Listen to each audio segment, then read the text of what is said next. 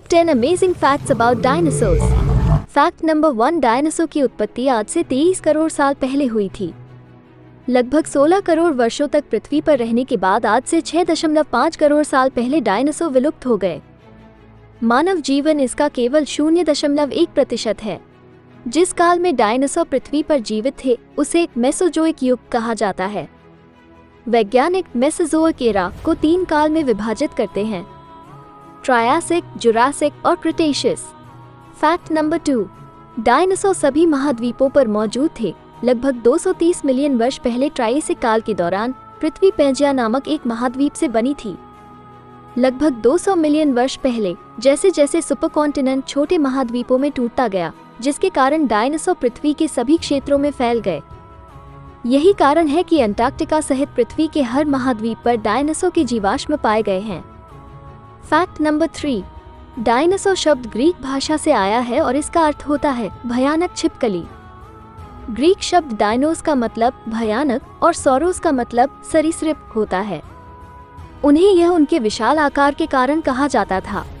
Fact number 4, dinosaur की 700 से अधिक प्रजातियां धरती पर मौजूद थी।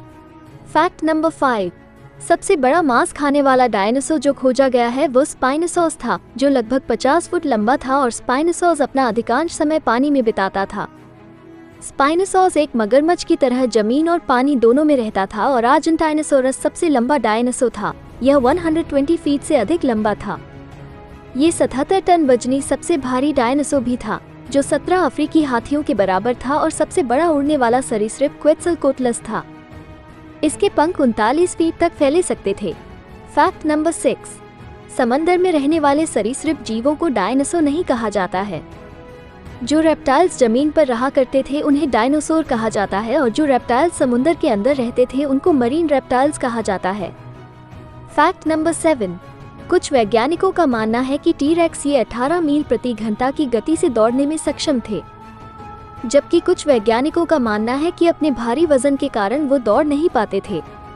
फैक्ट नंबर 8, अलग अलग डायनासोर के पास अपनी सुरक्षा के लिए अलग अलग बॉडी पार्ट्स मौजूद थे, जिनसे वो अपनी रक्षा और बाकी के जीवों पर हमला करते थे।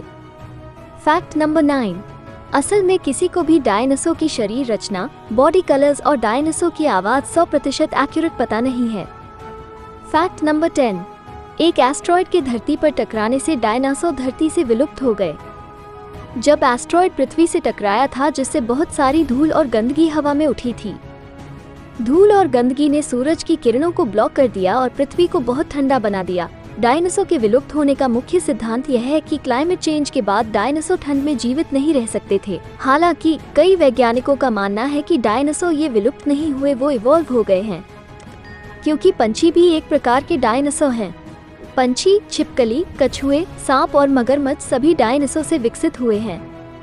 कुछ वैज्ञानिकों का मानना है कि वे एक ही सामान्य पूर्वज के वंशज हैं। इसी के कारण डायनासोर वास्तव में विलुप्त नहीं हैं।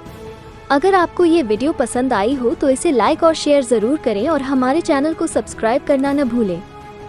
वीडियो देखने के लिए धन्यवाद।